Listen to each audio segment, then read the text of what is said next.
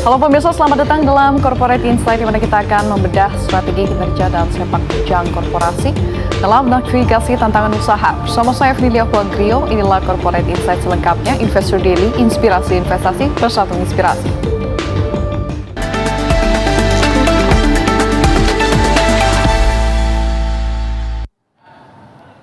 Seiring dengan terus terbukanya pasar global, layanan konsultasi di Indonesia diprediksi akan semakin terlibat dalam proyek-proyek internasional.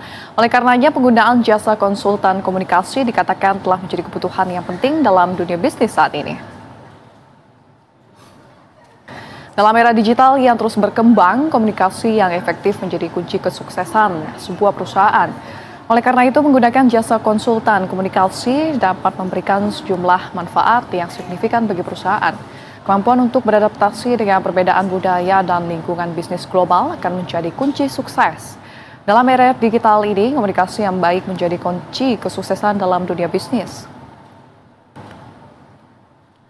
Perusahaan yang mampu mengkomunikasikan pesan mereka dengan jelas dan efektif dapat mencapai tujuan bisnis mereka dengan lebih efisien. Namun, tidak semua perusahaan memiliki sumber daya internal yang memadai untuk mengelola komunikasi mereka sendiri. Inilah mengapa banyak perusahaan yang memilih untuk menggunakan jasa konsultan komunikasi untuk membantu mereka meningkatkan komunikasi mereka.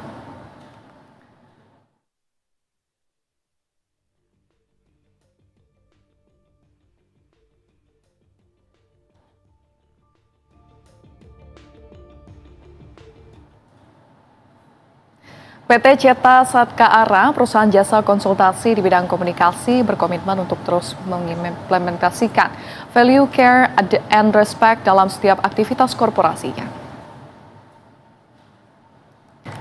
Selain memberikan layanan komunikasi yang efektif sebagai perusahaan konsultan komunikasi atau PR agensi, PT Ceta Satkara juga memiliki passion yang besar di bidang sosial, pendidikan, lingkungan, dan kesehatan.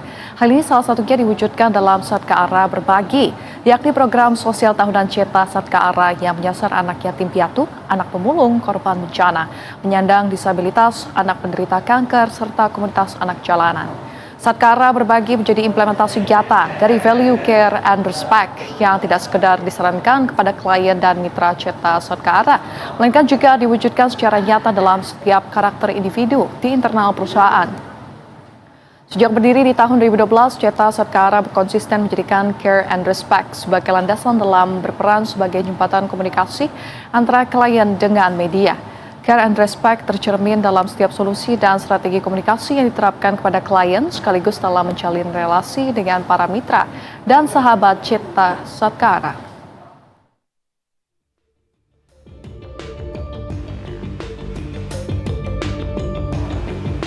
Dan pemirsa, jangan kemana-mana karena usai jeda kita akan mengulas kinerja dan strategi perusahaan PT Ceta Satkara atau Satkara. Tetap bersama Corporate Insight.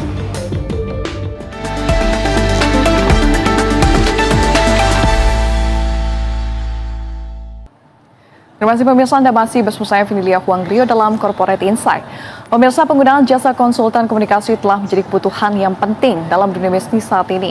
Dalam era digital yang terus berkembang, komunikasi yang efektif menjadi kunci kesuksesan sebuah perusahaan. Oleh karena itu, menggunakan jasa konsultan komunikasi dikatakan dapat memberikan sejumlah manfaat yang signifikan bagi perusahaan. Lantas, seberapa besar cuan bisnis jasa konsultasi komunikasi di Indonesia? Saat ini telah hadir bersama kita di Studio PIK 2, Bapak Nugroho Agung Prasetyo, selaku Direktur PT Ceta Satkara atau Satkara. Selamat pagi, Pak Agung. Bagaimana kabarnya? Mbak Vina, terima kasih sudah diajak ke Berita Satu ini. Baik, sama-sama Pak. Kita juga sangat terhormat bisa langsung berkomunikasi dengan Pak Agung di sini. Pak Agung, kita langsung ngobrol saja ya. Mungkin bisa dijelaskan sedikit begitu tentang profil industri bisnis dari PT Ceta Satkara ini. Ya, Ceta Satkara sendiri sebenarnya PR konsultan yang sudah didirikan sejak tahun 2012. Jadi sekarang tahun 2025 ya sudah lumayan sebenarnya. Kita sendiri klien itu kebanyakan memang perusahaan-perusahaan macam-macam variasi ya, dari mulai retail, terus kemudian ada juga industri kesehatan, kemudian ada juga lembaga pendidikan, kemudian ada beberapa ada NGO juga kita nanganin, terus kemudian ada bahkan entertainment, film juga kita pernah tangani gitu. Jadi memang variasi sekali, tapi memang paling banyak adalah di industri kesehatan, di institusi pendidikan dan juga sosial, biasa seperti itu.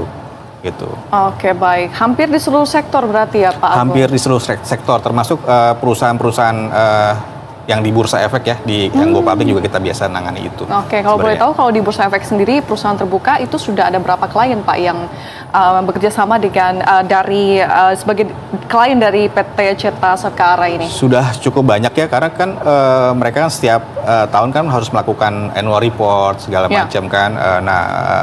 Ada juga IPO kan. Nah, makanya beberapa klien biasanya minta kita untuk support mereka terkait bagaimana membangun awareness perusahaan-perusahaan yang Go Public seperti itu. Oke, sejak berdiri sejak tahun 2012 sudah berapa klien yang ditangani oleh Satkara? Mungkin udah sekitar 350-an klien ya sebenarnya yang kita tanganin hingga saat ini. Dan memang 90% dari klien itu kita dapat dari antar klien. Jadi word to mouth lah ibaratnya. Jadi karena kita mungkin kalau kita bicara Ceta Satkara kan sebenarnya artinya adalah care dan respect ya. Karena kita selama mungkin mendukung teman-teman perusahaan, industri itu menggunakan value care dan respect tersebut, maka kemudian mungkin dia memberikan informasi ke temannya industri lainnya, ke perusahaan lainnya, sehingga ya dari situlah kita kemudian mendapatkan klien ya.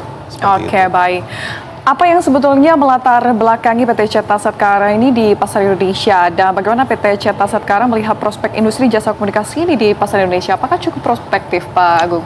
Oke, PR konsultan sampai hari ini rasanya masih cukup prospektif ya. Karena walaupun memang tantangannya luar biasa, dari mulai pandemi kita ngalamin, terus kemudian ada VUCA, ada banyak hal lah ya, yang memang apalagi sekarang geopolitik, segala macam, industri tentu pasti akan melakukan pengetatan. Tapi di balik itu semua sebenarnya ada peluang sebagai konsultan PR. Karena bagaimanapun juga perusahaan industri perlu yang namanya komunikasi.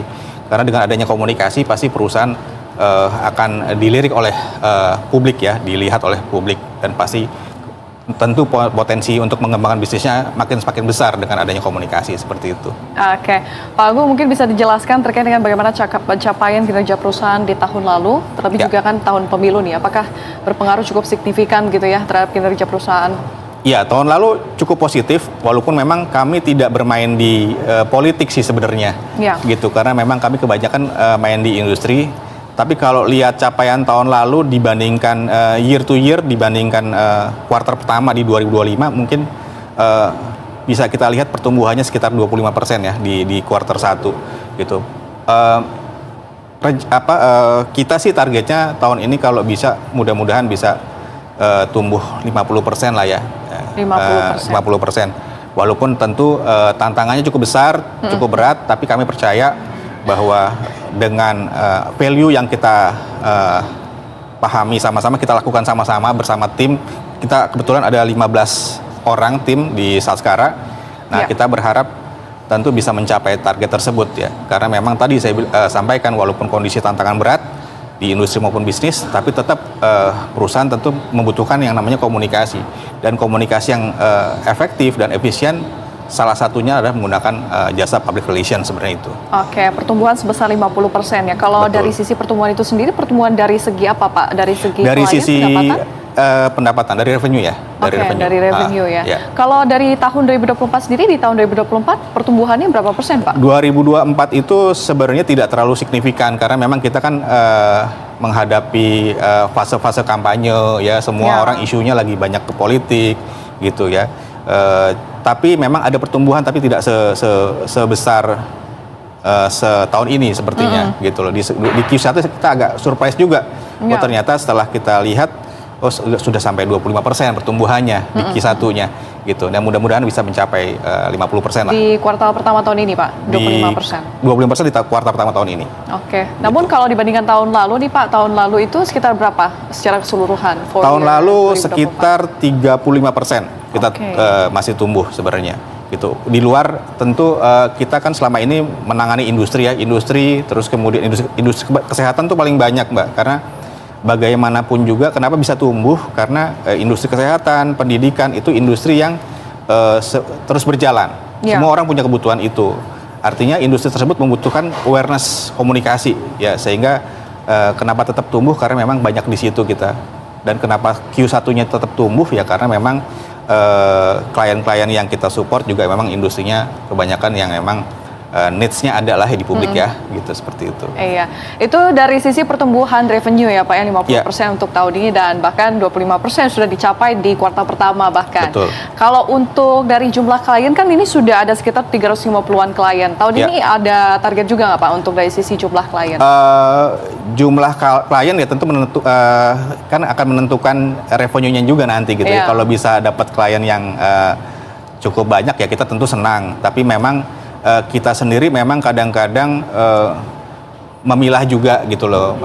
Harapannya kan yang namanya konsultan PR ini adalah mitra dari industri dan maksudnya biar kita bisa sejalan sama-sama ya tentu kita berharap juga dapat klien yang kira-kira memang pertama trust ya. Punya trust terhadap komunikasi sehingga kita kita tuh PR ibarat dokter sebenarnya. Jadi bagaimana kita menjaga kesehatan brand perusahaan terus kemudian atau mengobati brand perusahaan. Jadi kalau ada kesepakatan itu ada goodwill lah ya. Nah itu komunikasi akan berhasil dengan baik gitu seperti itu. Estimasi penambahan jumlah klien di tahun ini kira-kira berapa Pak? Sama mungkin kalau estimasinya kita 25%, 30% sudah bagus ya di tahun ini. Oke, baik. Lalu bagaimana Pak dengan pengembangan produk jasa yang dihadirkan oleh PT Ceta Sotkara hingga saat ini jika melihat kepada target tahunan itu sendiri ya, apakah sudah tercapai begitu? Kalau lihat kemarin kita lebih banyak menangani media relations ya, terus kemudian ada media monitoring juga yang kita tangani. Lalu banyak juga kita bikin beberapa activation, ya, event, lalu juga yang belakangan banyak juga digital PR gitu. Nah kalau melihat tren tahun ini sepertinya itu masih tetap banyak permintaannya.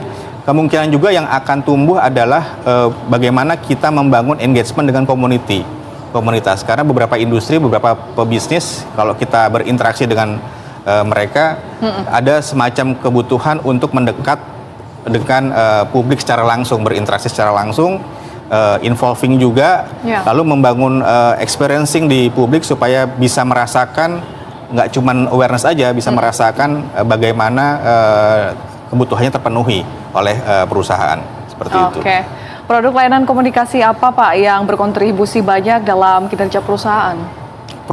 Yang paling banyak, rasanya kalau sekarang yang paling banyak minat itu di kesehatan ya, industri kesehatan. Kita banyak menangani perusahaan asuransi, terus kemudian ada juga rumah sakit, ya kan, terus ada beberapa yang lainnya. Kemudian yang kedua kita juga banyak menangani pendidikan, institusi pendidikan, ya ternyata sekarang dunia pendidikan juga butuh PR. Gitu ya. Terus kemudian beberapa bahkan teman-teman perusahaan industri lainnya yang memang dia punya komitmen terhadap komitmen sosialnya beberapa kali memang berkomunikasi dengan kita untuk bisa ditangani dari sisi PR-nya ya. Termasuk ada juga 1-2 NGO yang minta kita bantu untuk campaign-nya seperti itu.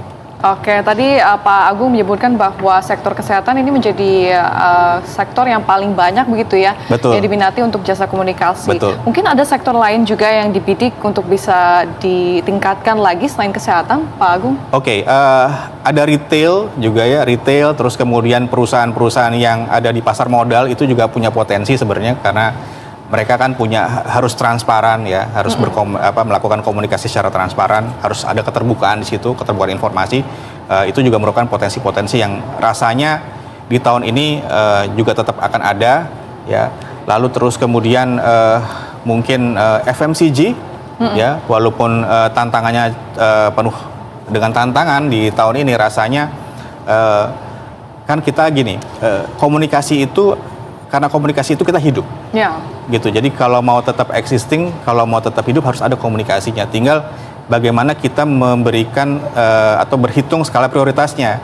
Dan public relations merupakan salah satu strategi yang mungkin bisa membantu klien dalam membangun komunikasi yang lebih efisien dan efektif sebenarnya seperti itu. Oke, bentuk komunikasinya sendiri itu seperti apa Pak Agung? Kalau misalnya bisa digambarkan gitu ya, yang bisa lebih mudah dimengerti oleh mungkin masyarakat awam gitu. Si produk ini seperti apa sebetulnya bentuknya? Oke, kalau bicara PR kan sebenarnya bicara bagaimana kita mengencourage pihak ketiga untuk mengkomunikasikan brand kita atau korporasi kita kan, sebenarnya itu. Nah, sebenarnya kalau bentuk komunikasi seperti apa? Selama ini kita mengenal yang namanya media arus utama ya, media konvensional. Kita bekerja sama dengan teman-teman wartawan, dengan teman-teman media ya untuk mengembangkan awareness lewat media. Selain itu ada juga yang namanya platform digital. Ya, kita juga bantu dalam hal pengelolaan sosial media, membangun konten-konten kreatif yang mungkin lebih engage dengan followernya, dengan netizennya ya. Dan yang belakangan ini sering muncul yang kita tawarkan adalah bagaimana kita mengembangkan community engagement. Jadi kita masuk ke komunitas-komunitas ya untuk mendekatkan perusahaan atau brand ya dengan publik, dengan khalayaknya, sehingga publik bisa merasakan langsung interaksinya seperti apa. Perusahaan bisa mendengarkan apa yang diinginkan publik juga merasakan apa yang disiapkan oleh perusahaan atau brand. Oke, komunitas apa nih misalnya Pak Agung? Misalnya yang berhubungan dengan perusahaan seperti apa gitu? Ya, misalnya asuransi gitu. Asuransi kan sekarang nggak bisa, kita tuh sekarang agak sulit untuk mendekati dengan cara hard selling gitu. Cara paling sederhana sih sebenarnya, atau cara yang paling mungkin efektif saat ini adalah mendekatkan ke komunitas-komunitas, misalnya komunitas ibu-ibu misalnya, ya kan. Nah, mereka mungkin punya concern terhadap kesehatan keluarga, ya, terus kemudian juga ya anggota keluarga pasti yang pegang tas belanjanya kan ibu-ibu.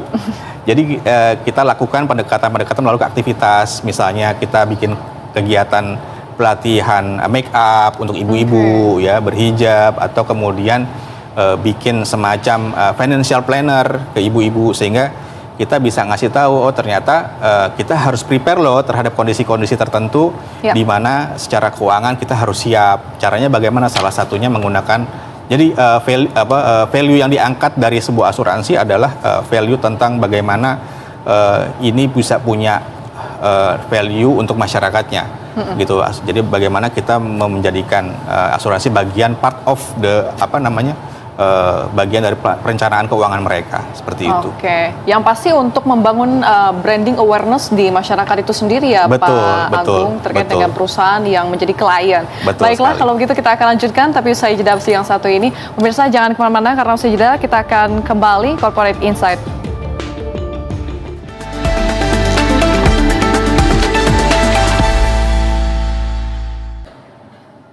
Terima kasih pemirsa, Anda masih bersama saya Vinilia Huanggrio dalam Corporate Insight, dan kita masih bersama dengan Bapak Nugroho Agung Prasetyo selaku Direktur PT Ceta Satkara atau Satkara. Pak Agung, sebetulnya apa yang mendorong peningkatan kinerja perusahaan supaya bisa terus bertahan di industri ini? Terlebih kita tahu bahwa memang 2 tahun ini banyak sekali tantangan ya. Betul, jadi mungkin sebagai konsultan kita harus punya pakem tersendiri ya. Kayak misalnya Ceta Satkara dengan core value-nya yaitu care dan respect. Jadi kita bagaimana kita membangun interaksi dan komunikasi dengan klien dan tentunya teman-teman wartawan, media ya, dengan value tersebut. Kita harus care, kita harus respect. Artinya apa? Satu, kita harus membangun kredibilitas yang baik juga sebagai PR konsultan. Ya, harus bisa dipercaya sebagai PR konsultan. Terus kemudian yang kedua, disiplin waktu. Jadi ketika kita mengerjakan proyeknya klien atau kita punya komitmen dengan klien, itu harus di-delivery dengan baik gitu. Dan yang ketiga, kita harus mampu juga bagaimana KPI itu kemudian terdelivery dengan baik sehingga klien kemudian satisfied, puas ya, terus senang, nyaman, dan kemudian bukan nggak mungkin nanti kemudian dia akan berbicara dengan ekosistemnya mereka sehingga mereka bisa bantu untuk mempromosikan kita juga, sebenarnya itu kan gitu. Baik, dalam perjalanan pengembangan usaha, PT Ceta Satkara tentunya ini terus melakukan kolaborasi ya dengan berbagai pihak, baik perorangan maupun perusahaan. Saat ini bisa dijelaskan mungkin komposisi kerjasama dengan perorangan atau perusahaan yang mendominasi gitu Pak, proporsinya seperti apa? Ya, terima kasih. Banyak banget, jadi Ceta Satkara ini kebetulan kita tergabung dalam APRI, Asosiasi Perusahaan PR Indonesia, which is itu sebenarnya membernya adalah perusahaan-perusahaan atau praktisi-praktisi PR konsultan di Indonesia. Nah, antar sesama anggota tuh biasanya kita melakukan kolaborasi-kolaborasi. Jadi ada kebutuhan ini, teman-teman ada yang punya spesifikasi yang lain. Nah, kalau memang ada kebutuhan nanti biasanya kita ajak kolaborasi. Satu itu, terus kemudian terhadap individu-individu yang kebetulan punya kompetensi yang baik terkait digital, kemudian begitu juga dengan CSR, Sustainability Development. Nah, kita melakukan kolaborasi-kolaborasi. Selain itu, untuk regenerasi kita juga kerjasama dengan teman-teman kampus, university. Jadi kan university biasanya punya teman-teman mahasiswa yang memang mereka punya internship ya, harus ada internship, harus ada kegiatan magang. Nah, kita rekrut teman-teman itu. Kita libatkan mereka dalam kegiatan sehingga mereka nggak cuma bikin laporan, tapi mereka juga mendapatkan pengalaman dalam menangani pekerjaan-pekerjaan PR dengan konsultannya. Tentu kita sebagai konsultan harus mendampinginya dengan baik karena tadi menjaga core value kita ya, supaya menjaga kredibilitas kita, menjaga care dan respect klien terhadap kita dan terhadap publik juga tentunya.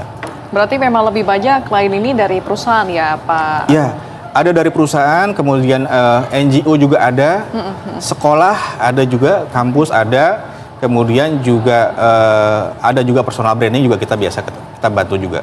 Oke, kalau dari pemerintah sendiri apakah ada? Pemerintah sebenarnya ada beberapa ya di BUMN ya, gitu yang kita sedang lakukan pendekatan juga seperti itu. Oke, baik. Dan PT Ceta Satkara ini diketahui mencatatkan kinerja yang positif. Apa saja Pak yang masih menjadi tantangan mungkin dalam perusahaan saat ini? Tantangan ke depan tentunya dengan adanya seperti VUCA ya, ketidakpastian, terus kemudian kebijakan yang mungkin masih berubah-ubah, terus kemudian geopolitik yang berpengaruh kepada bisnis ya, tentu tantangannya adalah mengedukasi, memberikan awareness kepada klien, kepada industri tentang pentingnya kita berkomunikasi walaupun kondisinya penuh dengan tantangan, dan kita juga tentu memberikan enlightenment ya, pencerahan gitu. Bagaimana PR itu secara efisien tentu bisa membantu perusahaan, bisa membantu bisnis, bisa membantu industri untuk berkembang dalam kondisi tantangan saat ini. Oke, bagaimana menyiasati tantangan-tantangan tersebut Pak Agung, terutama mungkin dari sisi perubahan regulasi ya Pak? Betul.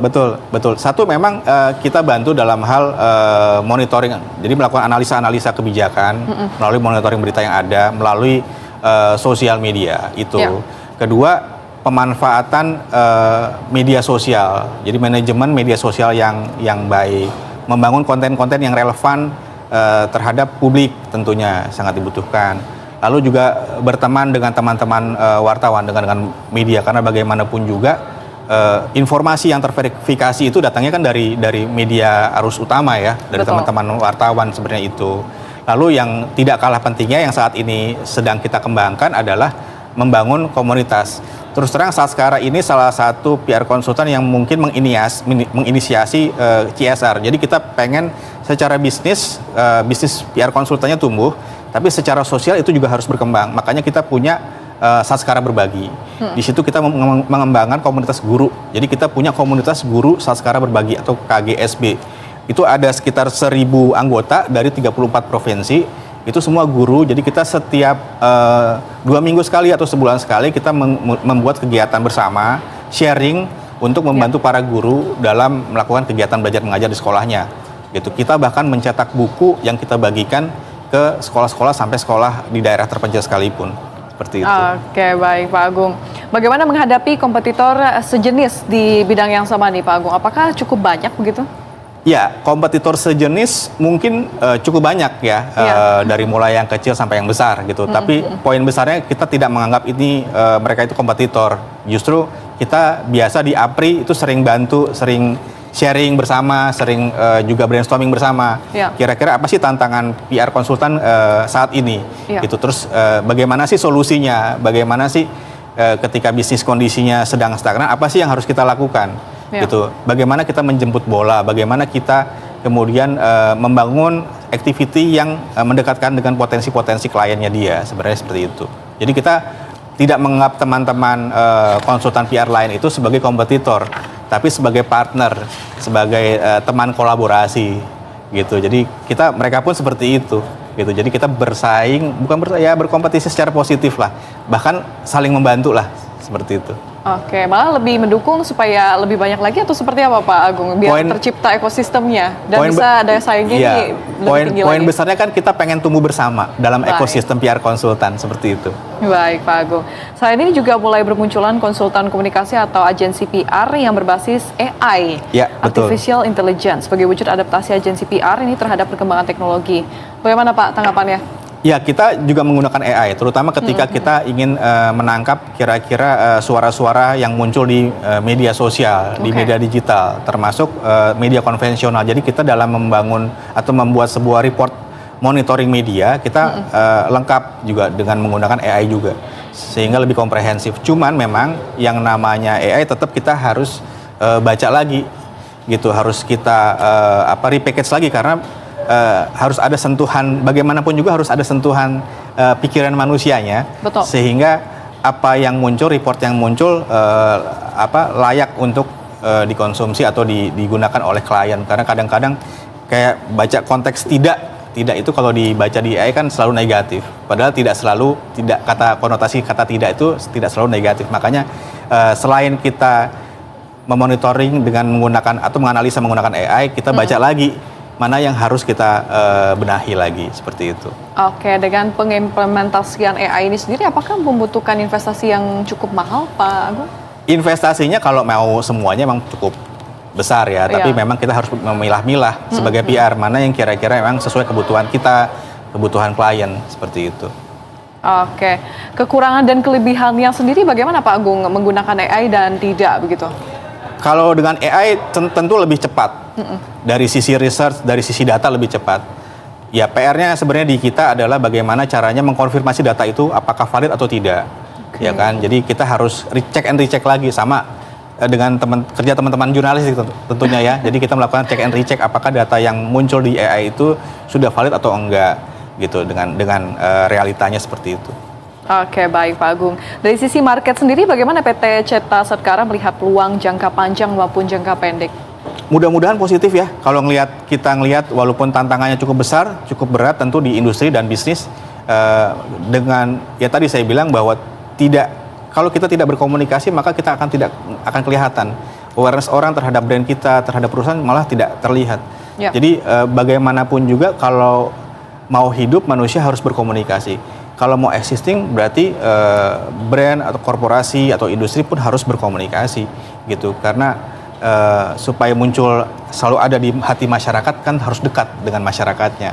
Perlu media digital juga, perlu mendekat dengan publiknya sehingga mereka ada engagement lah. Jadi publik makin sayang dengan perusahaannya kan gitu. Apakah Anda melihat bahwa banyak perusahaan yang lebih memilih untuk menunda terlebih dahulu melakukan aksi korporasi, Pak Agung, mengingat ini kan sedang banyak ketidakpastian ya? Iya. Beberapa korporasi memang ada yang menunda aksi korporasinya memang gitu. Tapi dia kemudian kalau buat kami di PR konsultan biasanya mereka switch tuh. Jadi dari aksi korporasi kemudian ketika ini tidak jalan, ketika ini kemudian ditunda, dia bikin aktiviti yang lain yang sifatnya membangun awareness untuk masyarakat, terus kemudian lebih dekat lagi ke publik dengan bentuk-bentuk activation yang berbasis komunitas seperti itu. Jadi secara jangka panjang ini masih cukup prospektif masih ya Pak? Cukup prospektif, tentu dibantu oleh teman-teman media, ya tentu dibantu juga amplifikasi yang muncul dengan menggunakan platform digital. Baik, terkait dengan bisnis komunikasi yang saat ini tergolong banyak dipergunakan oleh sebuah perusahaan dan sebagai penyedia kebutuhan ini, bagaimana perusahaan menghadapi pasar yang masih nanti akan kian kompetitif, Pak Agung? Kita harus ngikutin gitu, jadi apa yang muncul saat ini, inovasi yang berkembang saat ini, digital itu kan sebuah keniscayaan. Ya. Jadi suka nggak suka, mau nggak mau kita harus kompromis, kita harus belajar, kita harus agile. Jadi kita harus beradaptasi dengan perkembangan yang saat ini muncul gitu. So yang harus dilakukan konsultan PR adalah tentu menyesuaikan diri, beradaptasi dengan bisnisnya, dengan industrinya. Bisnis dan industri juga pasti akan beradaptasi dengan kondisi sekarang, seperti itu. Oke, Pak Agung, kita akan lanjutkan dialog yang semakin menarik ini, tapi usai jeda yang satu ini. Pemirsa, jangan kemana-mana karena usai jeda kita akan lanjutkan dialog. Kita hari tetap bersama kami di Corporate Insight.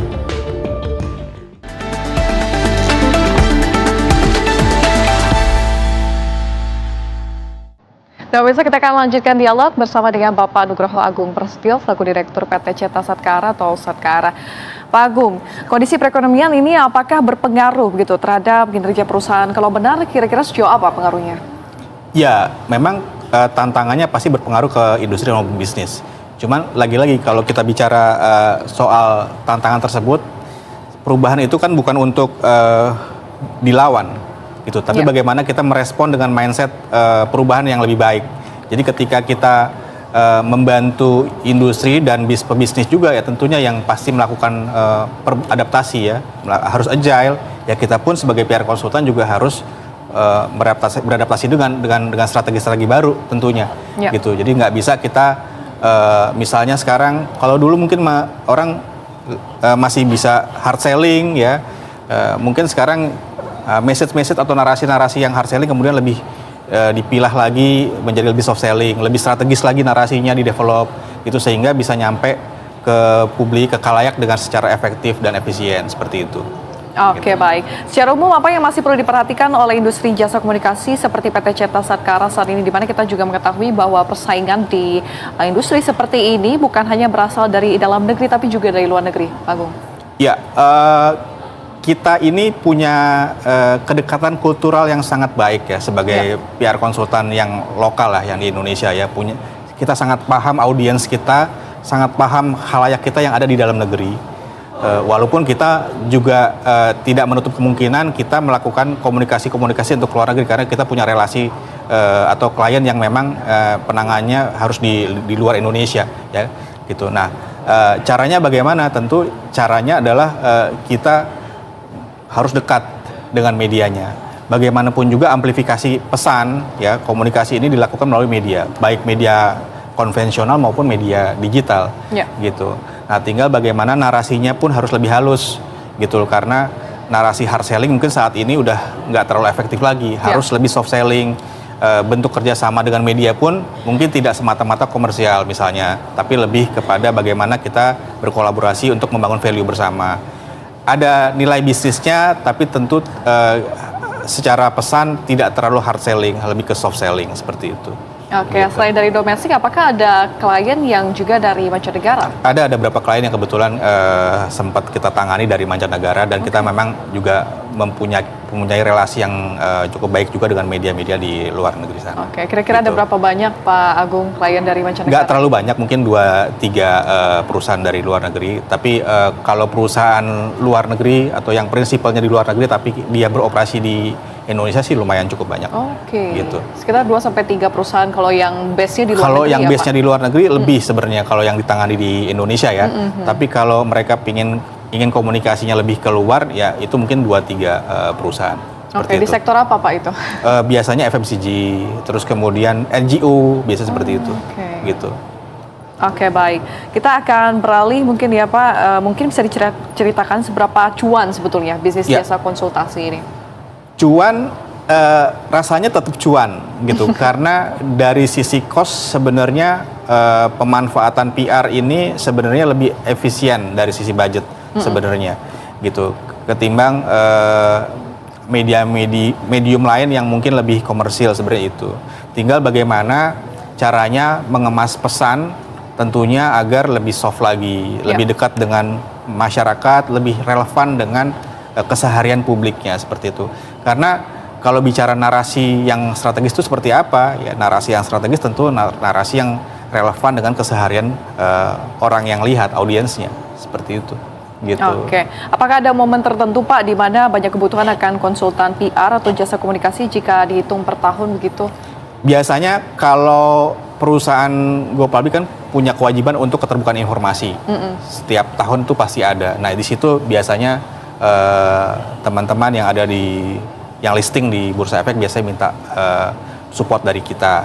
Lalu kemudian perusahaan-perusahaan sedang mengembangkan inovasi, ya startup. Nah biasanya juga kita bantu itu. lalu awareness terhadap perusahaan-perusahaan yang sifatnya finansial, ya industri finansial, asuransi, perbankan. Nah, biasanya juga masih butuh awareness di masyarakat gitu, bagaimana mereka berinvestasi secara aman, misalnya seperti itu ya.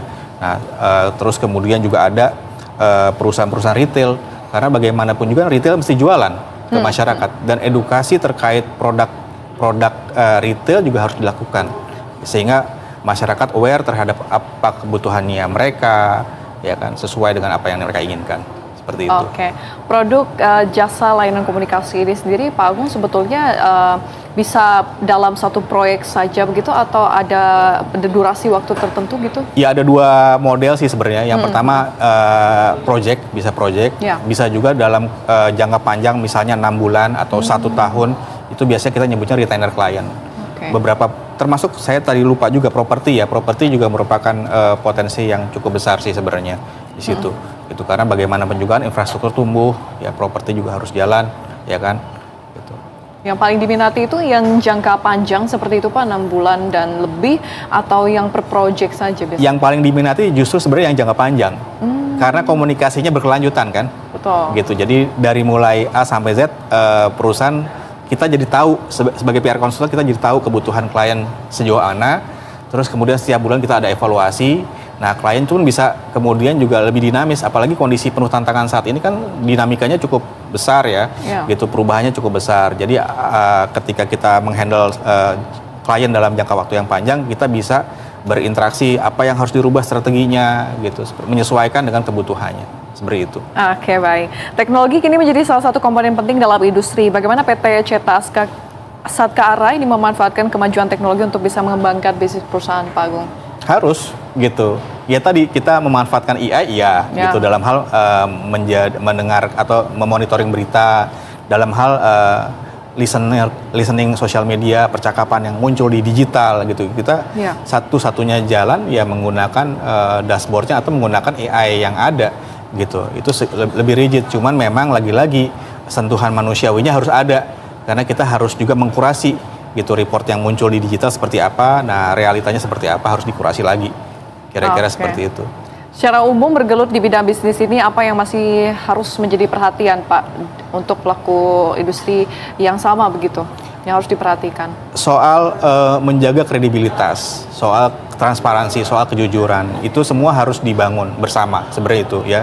Pertama tentu harus ada goodwill.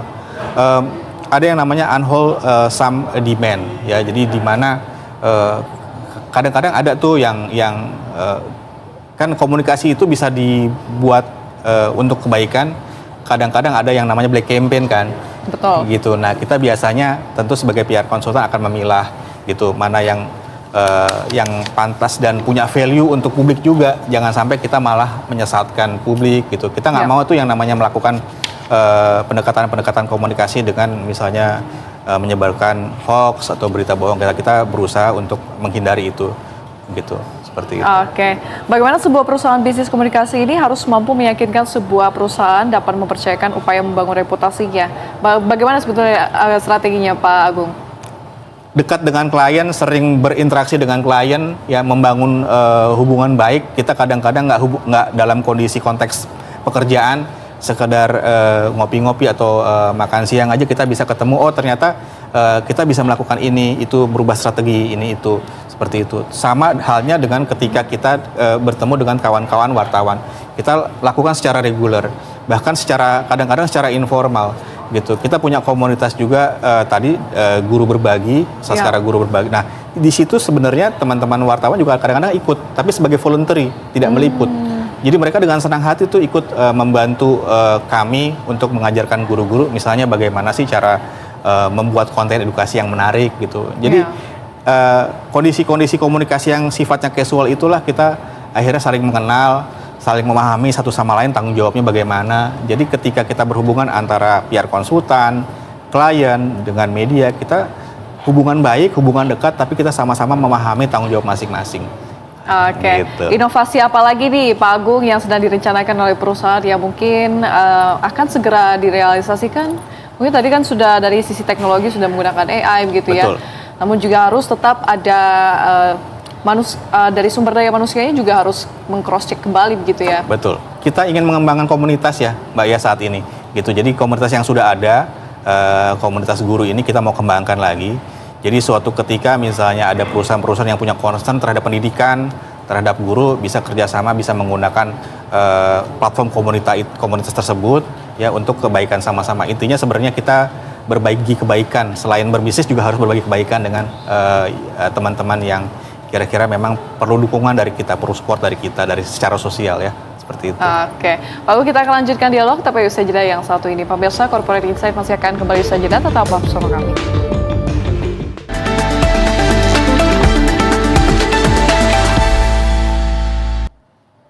Terima kasih pemirsa, Anda masih bersama saya Vinia Huanggrio dalam Corporate Insight. Dan kita masih bersama dengan Bapak Nugroho Agung Prasetyo, selaku Direktur PT Ceta Satkara atau Satkara.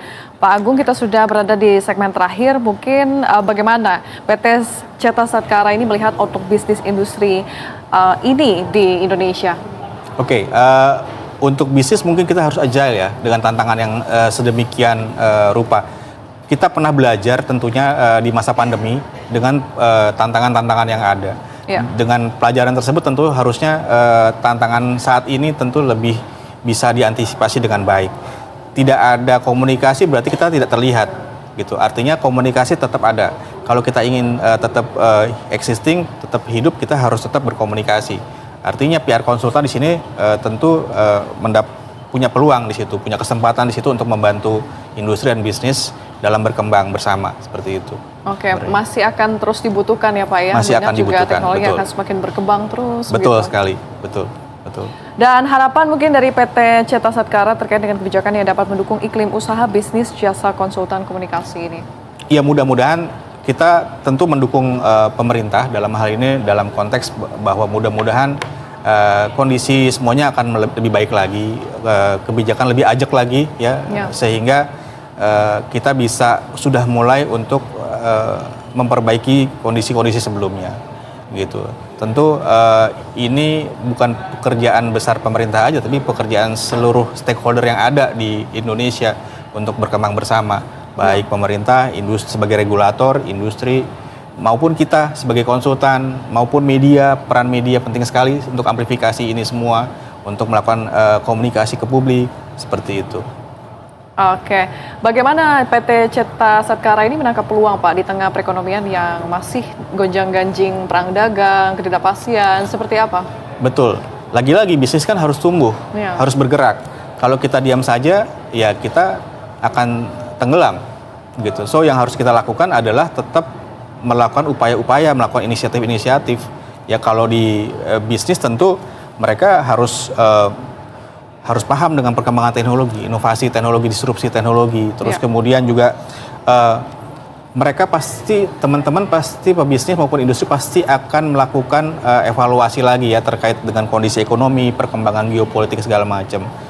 Perlu efisiensi ya, tapi mengganti cara berkomunikasi itu merupakan cara yang baik mungkin ya, dengan cara salah satunya menggunakan PR misalnya, ya kan? Karena bagaimanapun juga bisnis itu harus berlanjut kan, sustainable business kan, seperti itu. Jadi makanya disinilah peran PR sangat membantu bisnis dan industri secara efisien, biasanya seperti itu. Baik, terima kasih banyak atas waktu dan juga insight-nya Pak terima kasih Agung banyak di Corporate Insight hari ini. Salam sukses selalu Pak Agung. Terima kasih.